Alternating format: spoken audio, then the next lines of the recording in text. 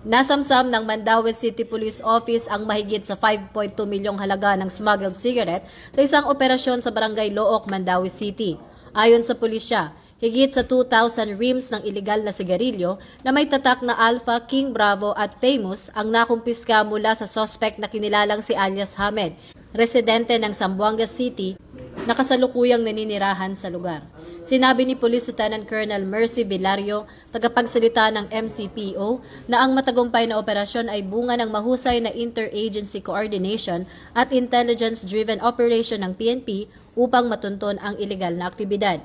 Nasa kustudiya na ngayon ng pulisya ang suspect at haharap sa kasong paglabag sa Customs Modernization and Tariff Act, patunay ng patuloy na pagsisikap ng PNP laban sa smuggling at iligal na kalakalan sa lalawigan.